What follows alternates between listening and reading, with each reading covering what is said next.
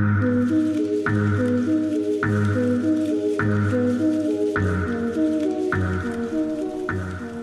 le soleil, Calvi déploie toute sa magie.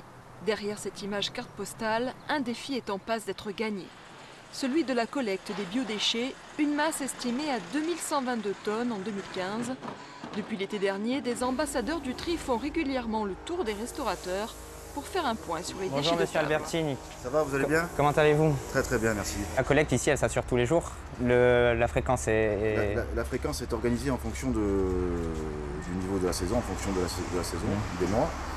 Et en plus de ça, il y a vraiment un travail personnalisé en fonction des quartiers, des établissements. Donc c'est ça vraiment qui est très intéressant. Qui facilite. Ce restaurateur a dû réorganiser sa cuisine pour installer des bacs spécifiques. La masse des déchets est tellement importante l'été que cette petite salle a été sacrifiée pour entreposer uniquement des poubelles de tri. Au début, je dois vous avouer que c'est une contrainte. C'est une contrainte parce qu'on a les bonnes vieilles habitudes qui sont présentes. Mais une fois qu'on commence à trier, on se prend au jeu et on s'aperçoit de la nécessité du tri. Bon, on aime notre île, on en est fiers et je crois que ça passe aussi par là, quoi. Depuis juin 2016, environ 400 tonnes de déchets fermentescibles ont été collectés. La politique menée par la communauté de communes de Calvi-Balagne a d'abord visé les professionnels au niveau de leur porte-monnaie. Nous avons instauré une redevance incitative pour les professionnels qui instaure donc bien entendu pour les vertueux des sommes qui sont minorées au regard de ceux qui ne font pas le tri puisque ces derniers ont une majoration de leur cotisation. Une majoration qui va de l'ordre de 100% de la cotisation, voire même plus puisque nous l'avons majoré dernièrement au conseil communautaire pour que vraiment il y ait un effet levier en disant vraiment ça me pénalise fortement si je ne fais pas le tri d'un point de vue financier. Exemple, si la cotisation est de 300 €, elle passe à 600. De quoi faire réfléchir. Pour les pionniers du tri à Calvi, il s'agit presque d'un acte militant. Franchement, c'est un engagement. Ça va plus loin qu'un tarif ou quoi que ce soit, c'est un engagement. Il faut trier ses déchets aujourd'hui, ça devient une réalité, on s'aperçoit tous qu'on aurait dû le faire il y a déjà bien longtemps. Évidemment, il reste des récalcitrants sur les 200 commerces calvés, 10 ont été pénalisés financièrement. Voilà, là on a un cas typique où on retrouve des bouteilles et des emballages.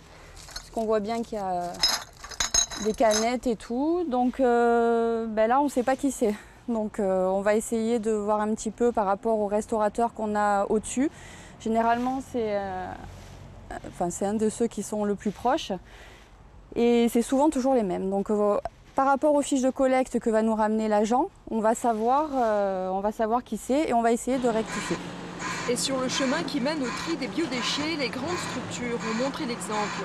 La Légion étrangère en tête, le Club Méditerranée, l'hôpital et le collège de Calvi. Au réfectoire de l'établissement scolaire, on sert 300 repas par jour. Les élèves ont reçu des consignes sur la manière de consommer le contenu de leurs assiettes. On a moins de gaspillage parce qu'on a fait quelques actions justement pour sensibiliser sur le pain, sur le gaspillage, pour éviter de trop servir les enfants, pour éviter que ça passe à la poubelle. Ces leçons citoyennes ont été totalement intégrées. Les collégiens trient eux-mêmes leurs déchets à la fin du repas. Le discours est également bien rodé. On doit faire plus attention aux déchets et à les mettre aux poubelles de recycler. Les gens ils trient pas alors qu'on a tout pour le faire et de jeter les déchets par terre, ça nous mène à rien. Ça nous mène à rien parce qu'au final on pollue notre nature alors que surtout en Corse on a des beaux paysages. Avec cette nouvelle organisation, la communauté de communes de Calvi-Balagne réalise une économie de 160 000 € sur la facture enfouissement. Une économie qui stimule une autre communauté de communes voisines, Île-Rousse.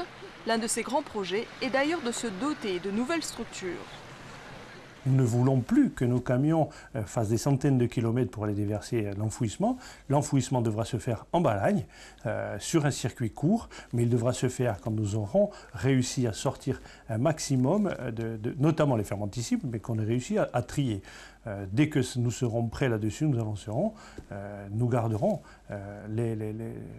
l'enfouissement chez nous. Ce n'est pas aux autres régions de gérer l'enfouissement de la baleine, ça c'est quelque chose que l'on peut entendre et comprendre. Pour le moment, les biodéchets sont pris en charge par une plateforme de compostage en plaine orientale. Ce concept pourrait voir le jour en Balagne d'ici 3 ans, à condition que les 2 communautés de communes trouvent un terrain d'entente.